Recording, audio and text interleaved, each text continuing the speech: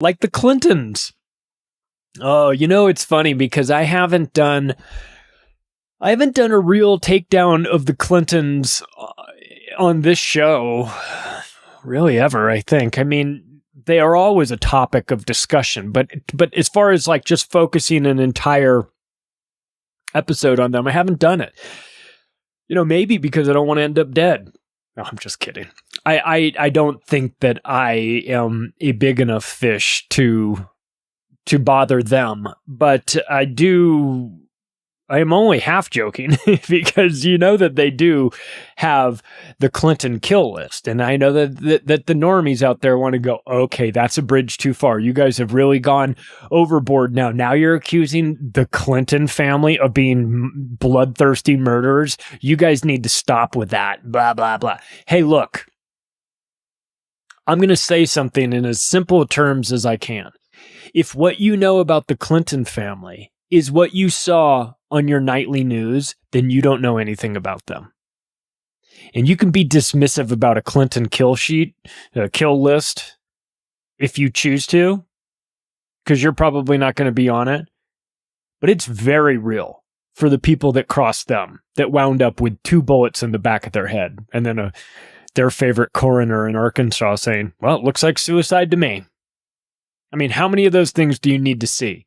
How many plane crashes do you need to see? How many people do you know in your life that have committed suicide? Do you know 35? Probably not. The Clintons do. All kinds of people connected with the Clintons just up and shoot themselves all the time. Or blow up in planes, and then when they find their body, there's bullet holes in them. Like I said, you can be dismissive of the Clintons if you'd like. And you can call people conspiracy theorists for talking about this stuff if that's what you're into. But if you want to debate me about the Clintons and how dangerous they are, you will lose. Because there's plenty of evidence. It's literally everywhere. You don't have to be Whitney Webb, investigative journalist extraordinaire, to come to the conclusions that the Clinton family is involved with some high-level corruption and murder. It's so obvious that it doesn't require a deep dive, but we're going to take one anyway. Because it's important to not be dismissive of who these people are, because they're still around. They're still hanging around. Hillary is trying to rebrand herself as, I guess, not a loser. I don't know. She's trying to rebrand herself as a expert, master. They're doing the master class. Could you imagine, like, how much do you hate your money if you spent it on signing up for the Hillary Clinton masterclass? Like, take it and just give it to somebody instead. Take it and put it like in a big pile and pour lighter fluid and light it on fire. It's better. That's more of, you get more for a bang for your buck doing that than paying money to hear Hillary Clinton give a masterclass on excelling. What? Seriously? We're going to get into who she was talking about her in the past tense. I wish we were talking about Hillary Clinton in the past tense. That's the problem. Did you ever see What About Bob? He's like, he's gone? He's never gone. That's the problem. And Richard Dreyfuss opens the door, and then Bob is standing right at the door, and he slams the door in his face. She's never gone. She's always right behind the other side of the door. You open the door, and it's Hillary fucking Clinton. She's always there. With her fish named Gil. So, look, I mean, I wish this was What About Bob? Because at least it would be funny. But it's not. It's What About Hillary? And every time I turn on the television, there she is. Like, if she had any sort of self-respect or self-awareness, she would have disappeared long ago. But she doesn't. because she is soulless and is, I think, contractually obligated for eternity. I mean, maybe that's what happens when you sell your soul. But they'd never let these people off the hook, you understand, right? Henry Kissinger isn't like sitting at the beach. They're always working. They're always plotting on how to destroy this planet, on how to create a one world government. There's no retirement party for Hillary Clinton. No, they don't do that. So let's talk about this. Let's talk about, okay, so where they started and things like that, because I think that when you understand like that the Clintons have always been involved in this, it makes a little bit more sense. It's not like Bill just got kind of roped into this once he was running for president. No.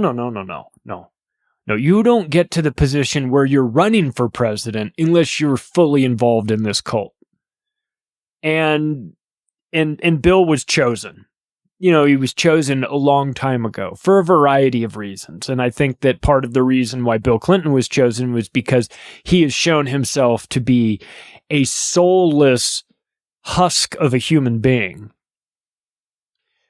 who's a rapist, a cocaine trafficker, a cokehead, a pedophile,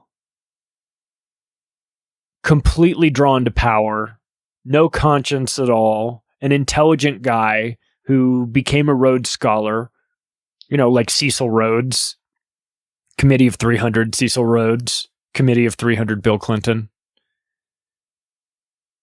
They don't allow you in the club unless you prove yourself. And the Clintons, say what you will about them, they've proved themselves. They are in the club.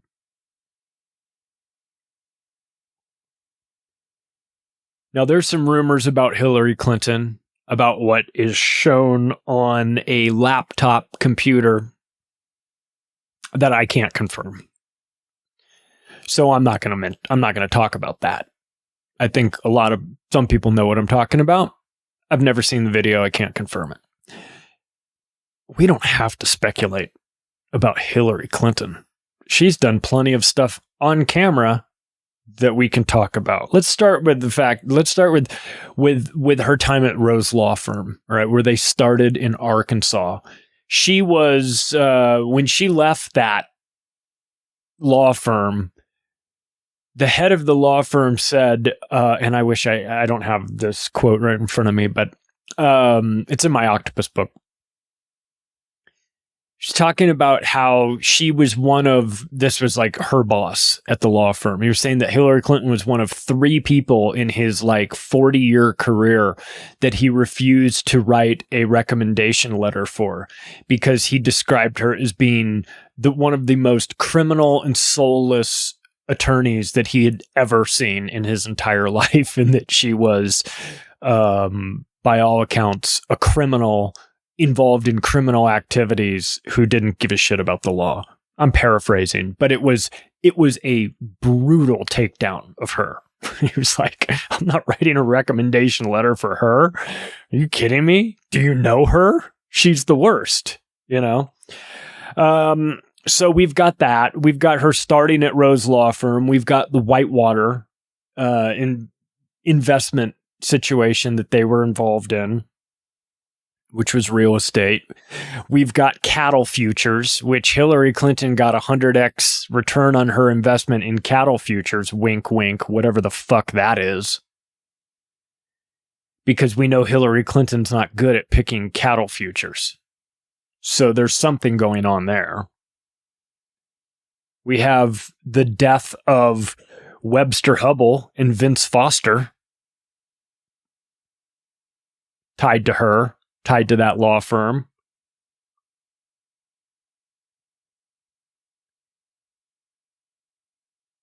We've got Systematics, which is the Promise software, essentially, that they were involved in. And then that drags in a whole cast of characters, including Robert Maxwell. Gee, I wonder why the Clintons and Ghislaine Maxwell are still friends. I wonder why Ghislaine Maxwell was at Chelsea Clinton's wedding.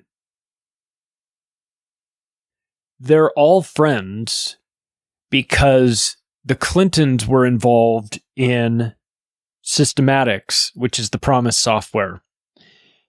Robert Maxwell was involved in that software, selling that software system to countries that had a backdoor in it, so that the Israelis could spy on these countries through this software system. It's more than likely what wound up getting him killed. It definitely got Danny Casolaro, the author of The Octopus, killed when he was 44. Of course, it ran through my mind that I wrote The Octopus of Global Control when I was 44, hoping that because I didn't focus on the Promise software, that I don't wind up stabbed to death. Oh, I'm sorry, committing suicide by slashing my own wrists in a bathtub a bunch of times, especially when Danny Casolaro was well known to be terrified of blood and not the type of guy that would kill himself in that way.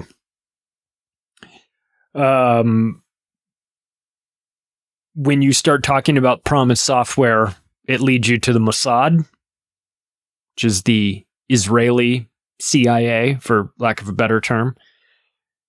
It leads you to the NSA, which is 7 times the size of the CIA, even though most people don't really think of the NSA all that much. I guess maybe Snowden made people think about it for a while. And of course, when you talk about Promise software, it leads you to BCCI, which is the Bank for Crooks and Criminals International. It's not the real name for it. That's the name that it was given when it was started by a joint venture between Pakistani gentlemen and the CIA to be used as an international bank for laundering everything, including the CIA's dirty money from the drug trade and other things that the CIA is into. So let's talk about BCCI since we just mentioned it. This was the dirtiest bank in the world. It was started in the 80s. It was closed down in the 90s. It was so criminal that it was like the Bush family was deeply involved in it. They always have like one layer of protection. They go, oh, we didn't start it. Oh, but your best friend started it. Well, yeah, maybe, but we didn't start it. So, but George H.W. Bush deeply involved in this. And of course, before being president, he was the head of the CIA for a long, long time. He was the vice president. He was the president. He's skull and bones. He's one of the worst people in the world of all times. He's the Committee of 300. He's deep. George H.W. Bush, one of a handful of people in the 20th century that was really involved in some of the most devious components of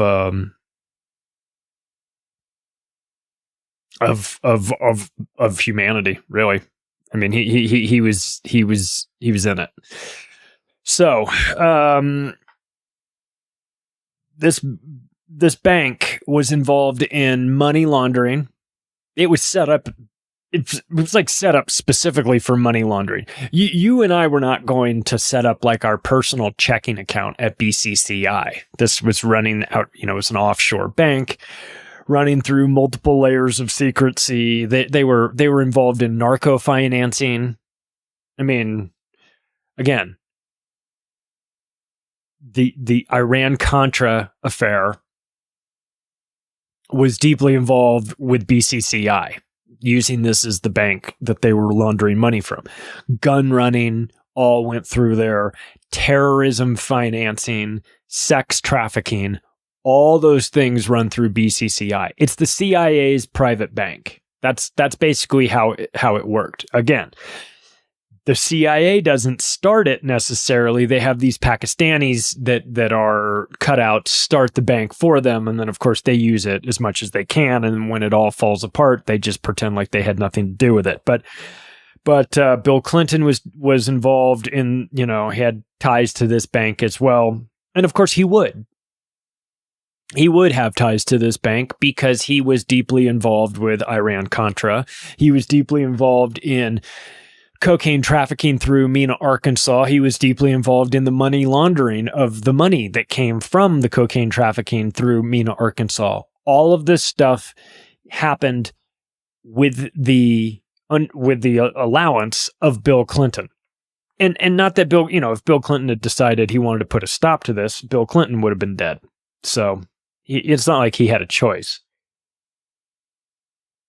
But they certainly did pick the right guy for the job. You want to talk, it's important to do what you love in life, right?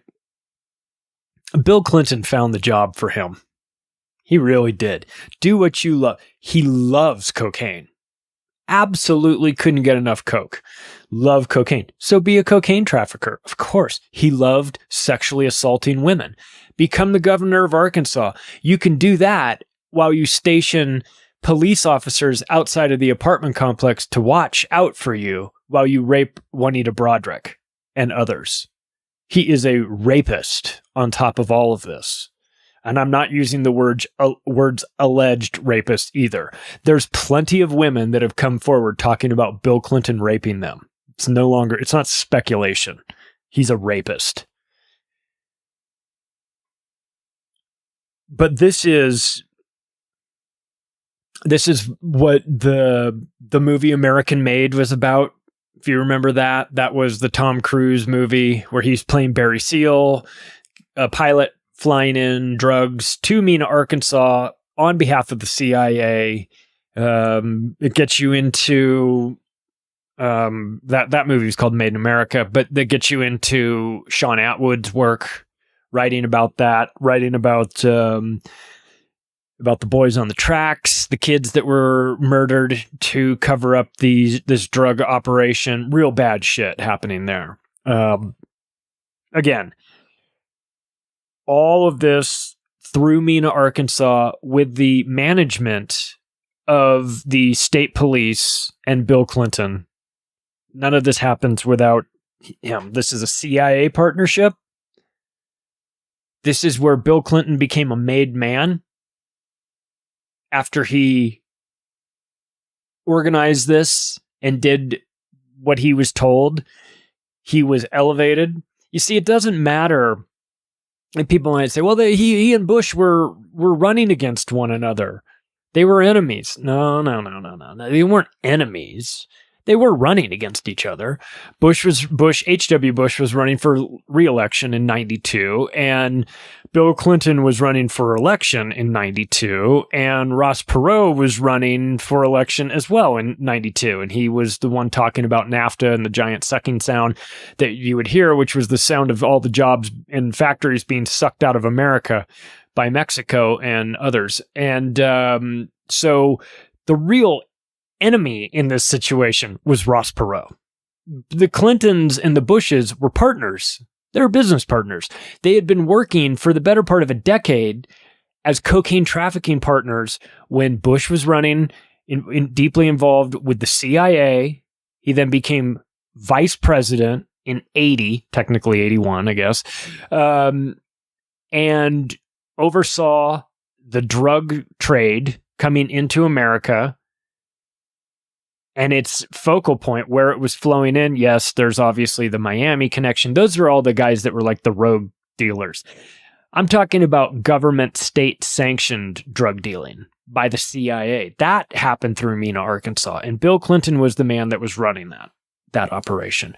That happened all through the 80s when he was governor. And then as a reward for his outstanding service, he was then elevated to become one of the people that is selected for office. And in 1992, Bill Clinton beat George H.W. Bush and became the president. And again, it looks like a battle between the two of them. It's as much of a battle between the two of them as his son, George W. Bush, would later go into battle against John Kerry, both bonesmen from Yale. Are they really having a fight, or is this pro wrestling? It's pro wrestling. They're really they're really saying the things they're saying, much like they're really getting thrown around the ring. And they might really be hurting each other a little bit, but it's not to the extent that we're led to believe, and it's all choreographed, much like wrestling is. So you've got Clintons and Bushes partnering up with the Iran-Contra, which involves CIA partnership, Barry Seal, the Medellin cartel, Oliver North, plane loads of cocaine, and BCCI. So when you are one of the focal points of that, you can wind up dead like Barry Seal, or you can wind up president like Bill Clinton. It's up to you. We can say what we want about Bill, but he is a smart guy, and he does understand how to navigate this situation. Which is the reason why Bill Clinton is still alive and Barry Seal is not. But it also brings you into a new orbit. And if you looked at these operations as a Venn diagram, right, a circle with all these names in it, Clinton, CIA, Barry Seal, Medellin, Ollie North, BCCI, cocaine, all those things. And then you drew another circle next to it for a different topic. Jeffrey Epstein and that group. What you would find is that there would be overlap in this Venn diagram. And where that overlaps is through Bill Clinton. And not just Bill Clinton, but an operation called Southern Air Transport. And this is where you start to get the Venn diagram intersection when you're talking about Mena, Arkansas, airplanes, cocaine, and the CIA. You wind up picking up additional bad guys into this circle. And if you run back the clock to Vietnam, pre-Ollie North, pre-Iran-Contra, what you find is there was a group called Air America. They made a movie about Air America too. And Air America was flying things in and out of Vietnam. And one of the things that they were doing is they were using an Air Force, and I don't mean a military Air Force, I mean a group of planes, part of a group called Southern Air Transport. It's like the CIA's Air Force of passenger jets, cargo jets, and things like that. They're not fighter jets, they're not bombers, they're anything. They're commercial jets. Now, the thing about what Southern Air Transport was doing in Vietnam was that they were flying out cocaine in these airplanes. They were trafficking cocaine. They were flying them out in a variety of different ways. Some ways they were packed into the bodies of American service members that were coming home from Vietnam. If you can think about how absolutely reprehensible and disgusting that is, that's a tactic that they were using. But the CIA was also just flying it out in these planes. And one of the components of these planes that are very unique and unusual is that the planes are 727s. 727s have rear deploying staircases that come out of the butt of the airplane. Not just like, we've talked about this before, not just when you bring up, like, if you park a plane at, say, a less modern airplane or airport, and it doesn't connect to the jet bridge that connects you to inside the the airport itself, sometimes they have these rolling staircases that just are pushed up or driven up to the front of the airplane. You go up those stairs, you get into the plane, and when you come off the plane, you come down, and then you're on the tarmac, and then they guide you in, walk you into the airport that way. That's how it is at a lot of airports. If you've been to big modern airports, it's not like that. But if you've been to smaller regional or rural ones, that's how it is a lot of times. Now, on these airplanes, these 727s, they had their own staircase in the back that would fold down. So you could go out of the front or you could go out of the back of the airplane. Just sort of an unusual feature. But what's interesting about that is that the rear staircase could be deployed during flight.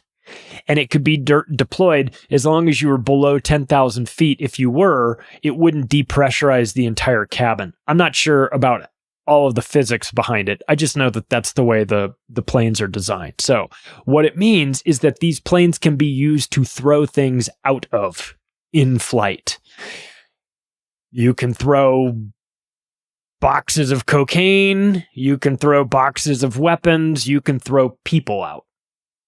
Now, 727s are old airplanes. They're mostly 50 years old, but there is a common thread between all of these well, not all of them, but there's a common thread, and that is that guys like Jeffrey Epstein had a 727. Jean-Luc Brunel did not. I'm sorry, Peter Nygaard had a 727, and also Donald Trump had one too. I'm not suggesting Donald Trump was throwing things out of his, but he had one. And considering these are rich guys that can buy Gulfstreams that are $30 to $65 million a pop, and these 727s are bigger and more affordable, I don't know. It doesn't seem like these guys were price sensitive. Why did they want these old airplanes? Well, they wanted them for a reason, and Southern Air Transport was deeply involved in this. In Air America. So they use these airplanes. Then as we get into the 80s, Southern Air Transport is still operational, even though people no, it's a CIA front company. But then it gets bought. It gets bought and relocated to Columbus, Ohio. And who buys it? Les Wexner buys it.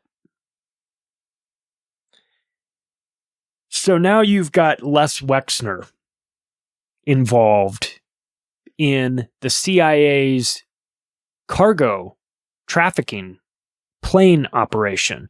It relocates it from Miami or South Florida. I don't know if it was exactly Miami, but it was South Florida. It moves it to Columbus, Ohio. Now, Les Wexner, owner of Limited Brands, and he picks up the route from Hong Kong to Columbus. To be fair, nothing necessarily nefarious there. He's in the clothing importation business. They're coming from Asia. That makes sense.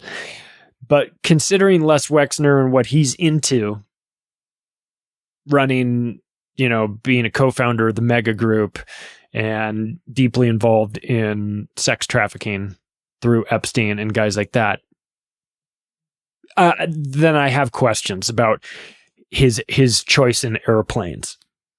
But this is where you get Bill Clinton showing up again in this through his ties to Epstein, through his ties to Wexner, and Wexner's being a co-founder of the Mega Group. It brings you into Adnan Khashoggi, who is one of a legendary weapons arms dealer, uncle of Jamal Khashoggi, who got put through the meat grinder by the Saudis.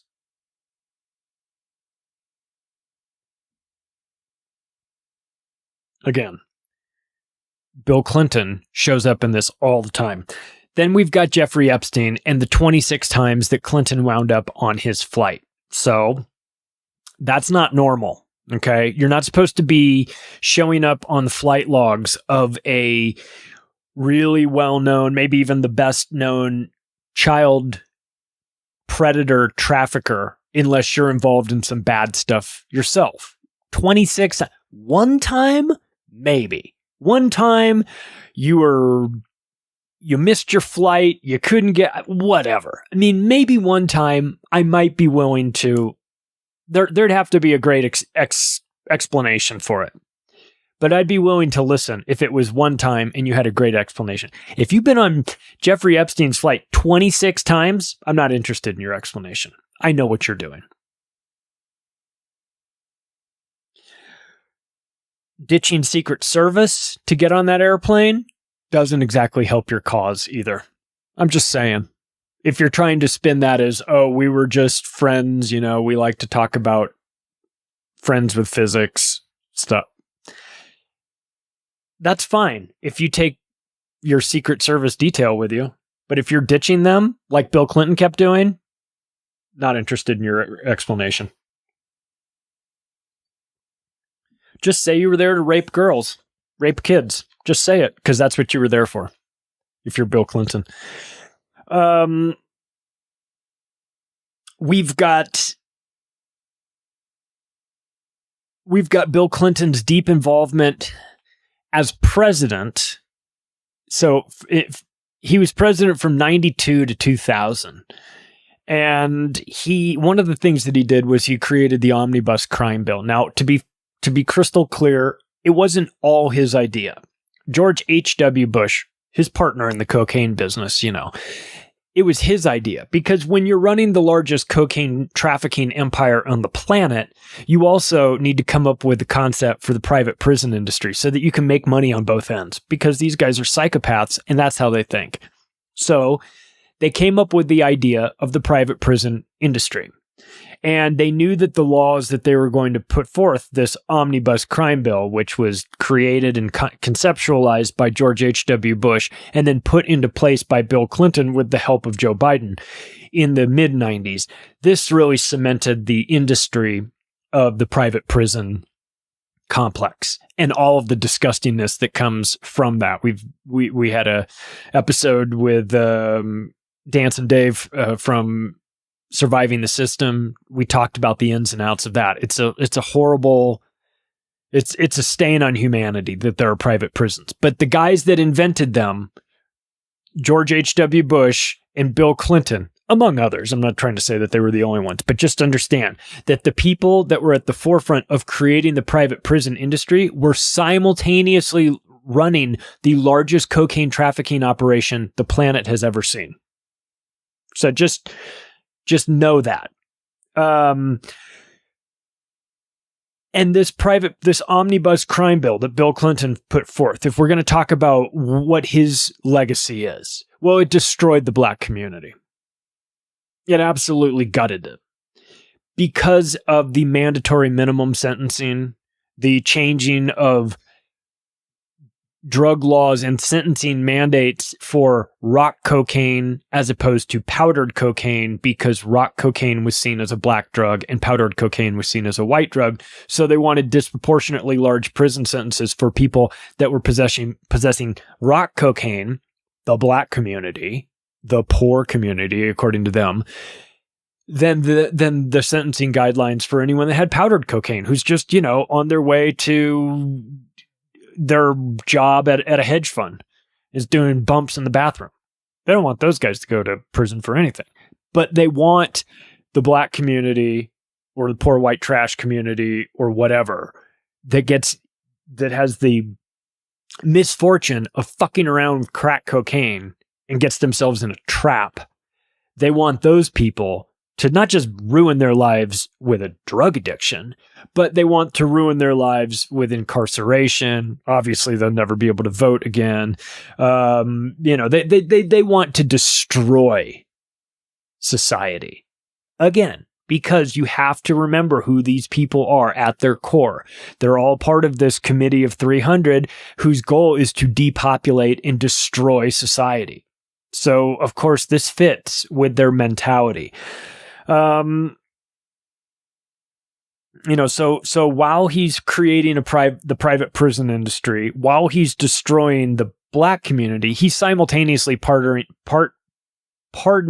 Mark Rich, his Israeli money man. He's pardoning Susan Rosenberg. You know her? She's the head of finance for BLM.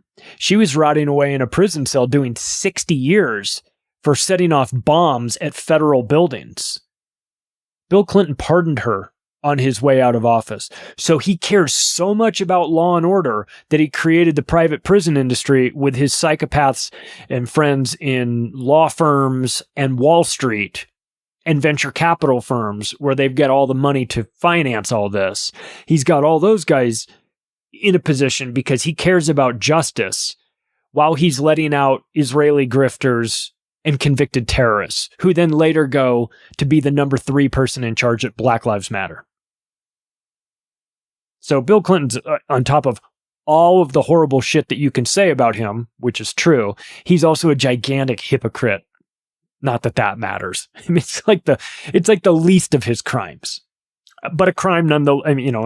A stain on his character nonetheless. But and don't forget, he pardoned his brother Roger on his way out of the White House too. But that happens. I met Roger Clinton. When I bartended right out of college, and Roger Clinton came in and sat at the bar. He was the only guy in the bar. I was in this bar like on a Wednesday night working, and there was nobody there except me and Roger Clinton. We watched an entire basketball game. He was nice. He wasn't trying to put me in a private prison, but I didn't have any issue with him. I knew he liked to party. I was like, hey, you want to... No, I'm just kidding. So the Clintons have, they've partnered with this. This is a tough one because, it takes a certain kind of person to just to steal massive amounts of money and things like that. But you can kind of justify it if it's like, okay, well, I'm gonna, it's Bank of America and I'm running some scam where I'm stealing money from Bank of America. And you're like, Bank of America's got plenty of money and they're a evil globalist banking operation. And it's wrong for me to steal money, but I'm stealing it from bad people. So I can kind of justify it, right? I'm not saying you should do that or that will hold up in a court of law, but I'm just saying I can understand someone's mentality who's like, well, I'm going to steal from the worst corporations out there that have got all this money because fuck them. All right, I get that. Now, think about what the Clintons have done and the Clinton Foundation in their partnership with the United Nations. And we know about the United Nations. They have done the exact opposite of what I suggested. They have stolen from the poorest people in the world. And of course, I'm talking about the population of Haiti. In the aftermath of the earthquake, that there are big questions about the origins of that earthquake, but I'm not going to get into that because I don't have the details of it. I just know that there's a lot of questions about whether or not that earthquake was as organic as it's led to believe. And before you get dismissive about that, just know that they have that technology. So it's not a matter of if that technology exists. The question is, did they use it on Haiti? I don't know. I just know that there's speculation that it was. But regardless of whether it was a natural event or an unnatural event, you never let a good crisis go to waste. Who said that? Oh yeah, that was Rahm Emanuel, Obama's psychotic chief of staff. And the Clintons, of course, take that sort of philosophy to heart. They never let a good crisis go to waste, which is the reason why they partnered with the United Nations and used their global enslavement vehicle, the Clinton Foundation, to become the tip of the spear in raising money for Haiti. They raised billions of dollars. I think the number that I saw was somewhere over $8 billion was raised for Haiti. Where did it go? Didn't go to Haiti. I think one of the projects I saw said that they were building the plans were for thousands of these structures that they were building, and they were like, how's it going? And they're like, well, we've got 8 of them done. And it's like, it's been 8 years You guys might want to hire. I mean, I've worked for some builders. You can bring them in. They'll knock out 30 a month.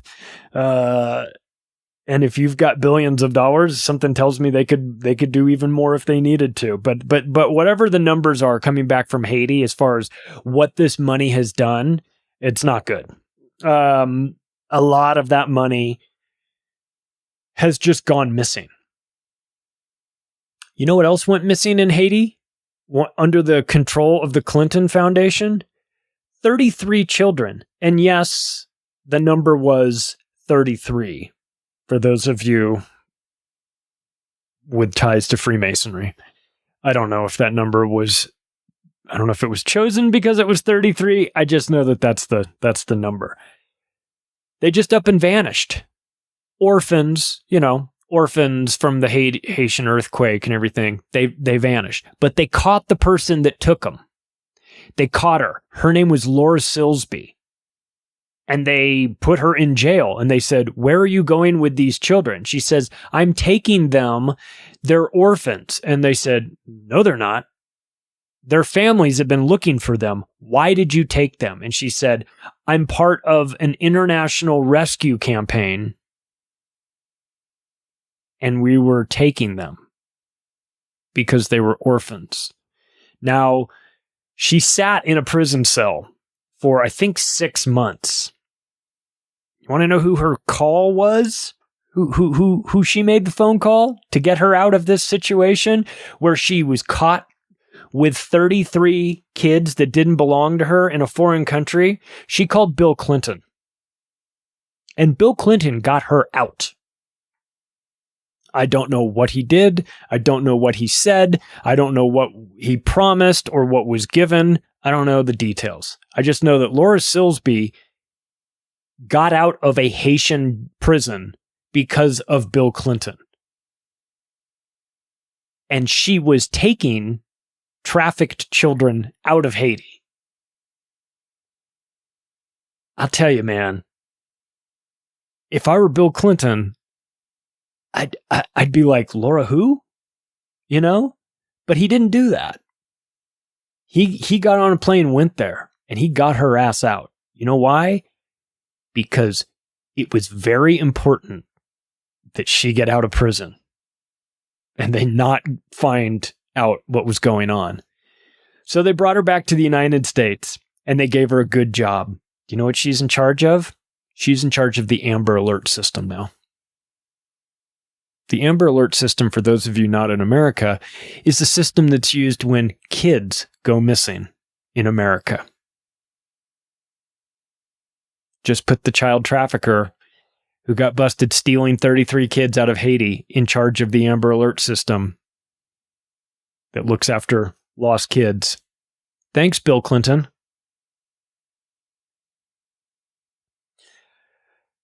So, again, I'm not saying Bill Clinton was trying to remove 33 kids from Haiti. I'm just saying that the Clinton Foundation was the point man on that operation. And when the person that did get arrested trafficking the kids got their phone call, they called Bill Clinton. And Bill got them out. So if there's a whole Three's Company style misunderstanding that I'm just missing, that really she was taking the 33 kids down to the Regal Beagle and Chrissy forgot to give the message to Jack and all, I'd love to hear it. Something tells me there's no Regal Beagle in this story. After Hillary Clinton lost the 2026 presidential election to Donald Trump, an embarrassment of epic proportions, especially when you handpick the guy to be your opponent. So because you think you can curb stomp him, and then you've got your Maggie Habermans of the world writing puff pieces for you that you can contact in the media, and you still lose to Donnie Tiny Hands, the clown emperor, you become the joke of politics, which of course is what Hillary Clinton has become. But I'd like for people to understand one thing about Hillary Clinton losing the presidency. And I ask you, if this does not sound a tiny bit suspicious to you, the day after she lost the election, and I mean the next day, the Clinton Global Initiative Charity Foundation shut its doors. Closed. Not the Clinton Foundation, the Clinton Global Initiative. There's a difference.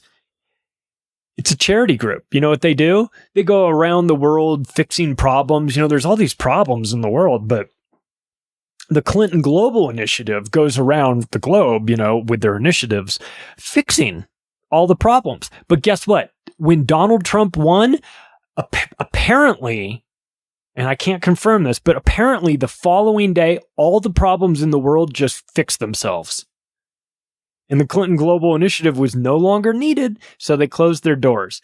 Not at all suspicious or anything. Not at all an influence peddling racket that just went out of business because their candidate lost or anything like that. It's totally not an influence peddling racket that just shut its door the day after they lost the election or anything. Honk. Like, give it a month, you know, like don't make it look so obvious. But then again, this is the group that just puts bombs in airplanes and blows their guys up. They blew up Ron Brown in Croatia. You know, I mean, they don't give a fuck, I guess. You don't know about the Ron Brown thing? Ron Brown, Clinton's Secretary of Commerce under Bill Clinton, was out running an extortion racket for Bill Clinton, a shakedown operation. Nice country you have here. It'd be a shame if something happened to it. You should consider giving to the Clinton Foundation. You know, he's their international bagman. That's who Ron Brown was. Past tense, Ron Brown. You know, it's donate to the Clintons or something bad might happen. Nice flower shop you have here. It'd be a shame if someone burned it down. You know how this stuff works, right? It doesn't necessarily have to be laid out in a contract or anything like that. But that's how this stuff works. But Ron Brown had a bad feeling about working for the Clintons because he knew what happened. He knew what happened to a lot of those guys that got close to him. They wound up, you know, going to take the trash out and then shooting themselves in the head twice. You know, those sorts of things. Well, Ron Brown's plane they manipulated the electronics in it and sent that plane. They messed with the beacons of where the airports were, and they put a beacon where it shouldn't be on the side of a mountain. Ron Brown's plane flew into that mountain, killed everybody on it. When they did the autopsy on Ron Brown, he had a bullet hole in his head already. I'm sure that was just an accident. Oh, all the witnesses that saw the plane, and they wound up dead too. But again, just a coincidence. So, so we've got the Clinton Global Initiative shutting down literally the day after Hillary loses the election. But what about the other stuff that I mentioned? Mark Rich.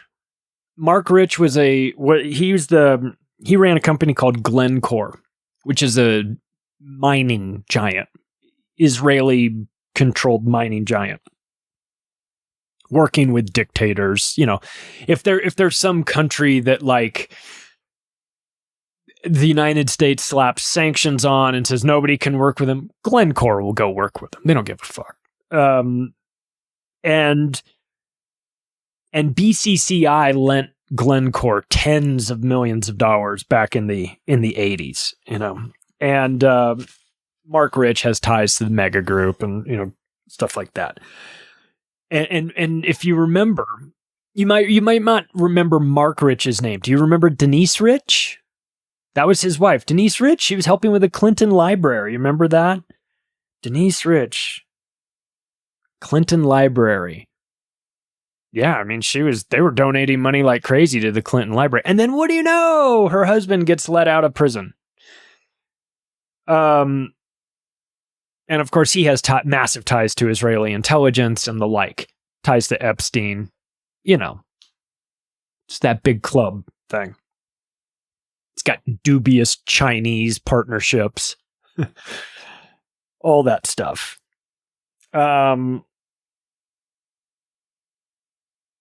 So that's Bill Clinton while he was in office. What about Hillary?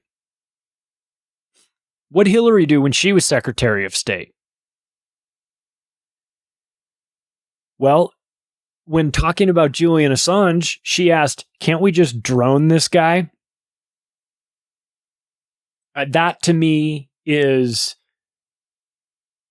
I don't know. I'm not a lawyer, but it sounds to me like conspiracy to commit murder.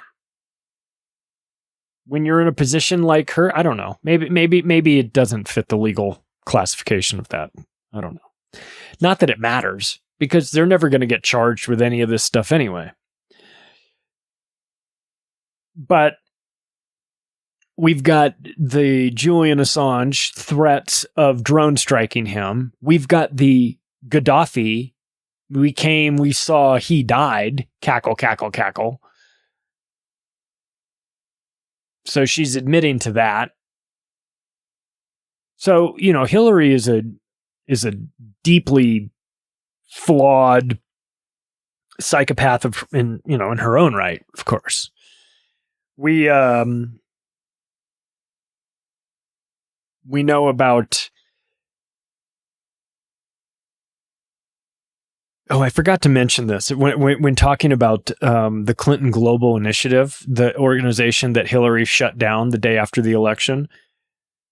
There's 50 people connected to CGI that were convicted of influence peddling, but never the Clintons, though. I mean, could you imagine having like 50 people tied to your organization that all go to prison for influence peddling? And they're like, oh, there's nothing going on with this organization. And then the day after she loses the election, she shuts it down. Probably for the best anyway, right? So what are we talking about with her? Well, we're talking about Whitewater. She was involved in that. That's 230 acres of land that they were going to build vacation home lots on. Interest rates went up. The deal went bust. There was a bunch of people involved in savings and loan scandals, McDougal bank fraud. Bunch of people went to jail. They were mad at the Clintons, but nothing ever happens to the Clintons. Vince Foster commits suicide. Which was totally sketchy. Body was moved. All that shit. So he was their Whitewater. He was their lawyer. I mean, look, every time somebody in Arkansas that had ties to the Clintons wound up dead, they put the same coroner on it. And then that coroner would always say, well, it looks like a suicide to me.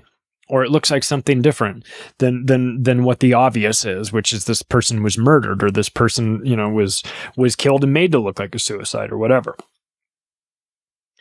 The Clintons had tax issues. They said that they were broke. They weren't. There was issues of them illegally moving money from businesses to personal accounts and back and forth. And all these lawyers that were involved with them were definitely being investigated for a lot of stuff. And then they would turn up dead. But there's a lot of that. A lot of people with information about the Clintons that turn up dead as well. I mean, what about Seth Rich? What about this guy? Well, they say it was a robbery, except it was the worst robbery in the history of robberies because they didn't take his watch, they didn't take his cell phone, they didn't take his wallet, they didn't take his jewelry. They didn't take the things of value that you would take during a robbery. It was a robbery in which they robbed him of, I don't know, maybe a thumb drive, some information on it.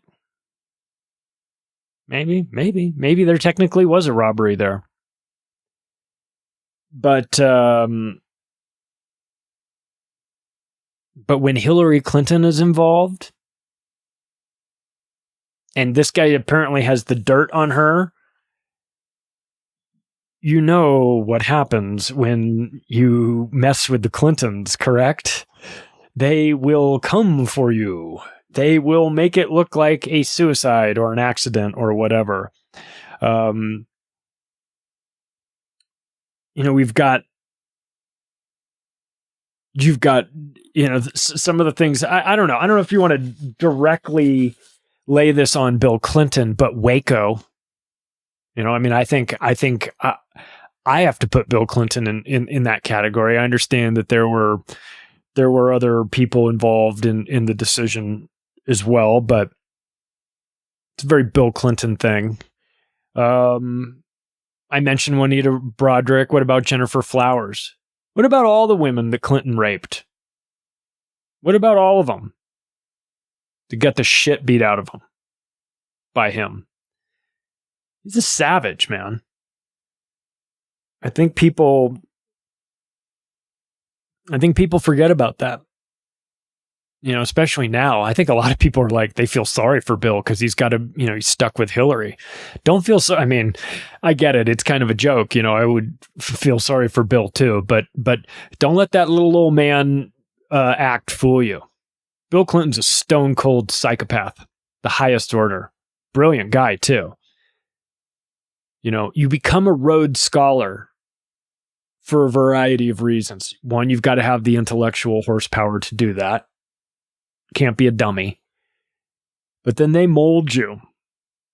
Cecil Rhodes, man, you know, he was involved in the diamond mining and the gold mining and the Rhodesia and South Africa and all of that. He was a Rothschild agent. He was a colonizer, member of the Committee of 300, involved in world government. And you bring in people like Bill Clinton and Rachel Maddow. She's a Rhodes Scholar too. And you mold them into the agents that you want them to be. And then you put them in positions where they can network with some of your other psychopathic friends. Like Ghislaine Maxwell and Jeffrey Epstein and all of these people. What about the business dealings of the Clintons?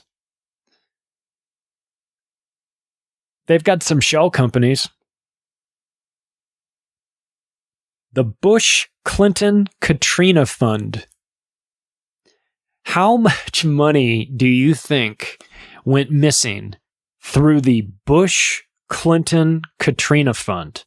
I'm going to guess all of it. Maybe not all of it.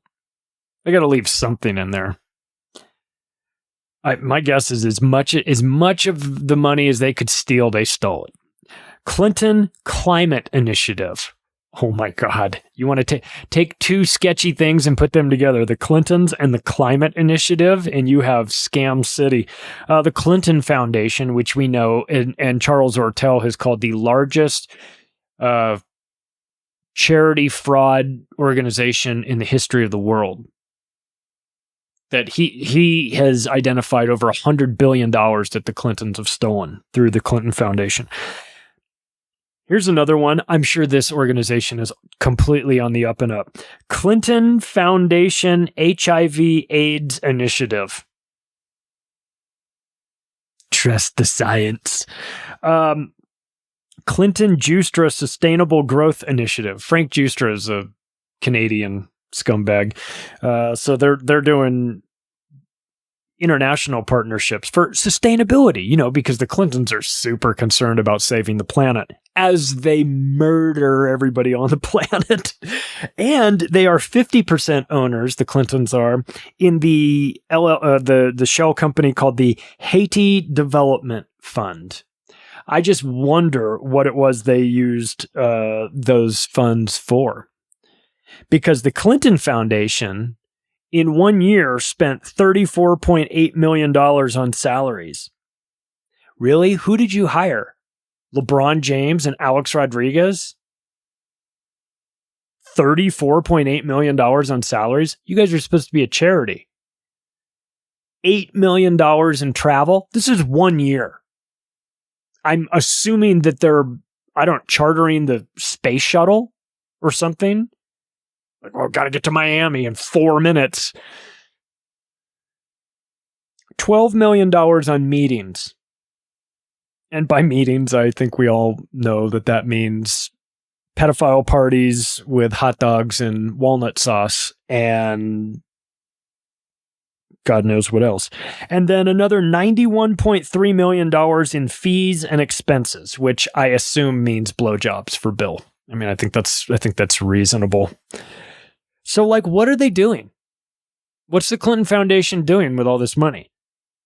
You've got $91 million for fees and expenses, another $35 million in salaries, and another $20 million in travel and meetings. It's a fraud. This is why Charles Ortel calls it the largest criminal fraud organization in the world. Because it is. It's a shakedown racket that they've been using for a long, long time. All these foundations, Bill and Melinda Gates Foundation, Rockefeller Foundation, Carnegie Foundation, be very suspicious and careful of these because they're just investment vehicles that shields them from a tremendous amount of liability exposure and things like that. It hides a lot of the partnerships that they're involved with, and it's a tax-free foundation. So, this is how you get around paying all those pesky taxes and things like that. So look, the Clintons are a dangerous organization. I mean, it's beyond just the two of them at this point. It's an organization. I think that if you were to have an actual investigation, you would find that the Clinton Foundation is knee deep in some horrendous things. And Bill Clinton and Hillary Clinton, if we were living in a decent and honest world, they would die in prison for what they've done. You can ask the Secret Service that managed Hillary when Bill was president what they thought of her. They've been very open about their hatred of her. Not that means anything. She's an unlikable person who has serious physical limitations. We saw that on September 11th, 2016, of her at the 9/11 memorial getting dragged into the van because she couldn't make it physically. Plenty of reports of her being on the campaign trail against Donald Trump, being wheelchaired everywhere she went because she couldn't walk. There's big problems with her. She's got physical problems to go along with her psychopathy, of course, her narcissistic personality disorder, and all of the like. So just be very careful about the Clintons. And this is not meant to say that this is, that this brand of insanity is limited to the Democratic Party or anything like this.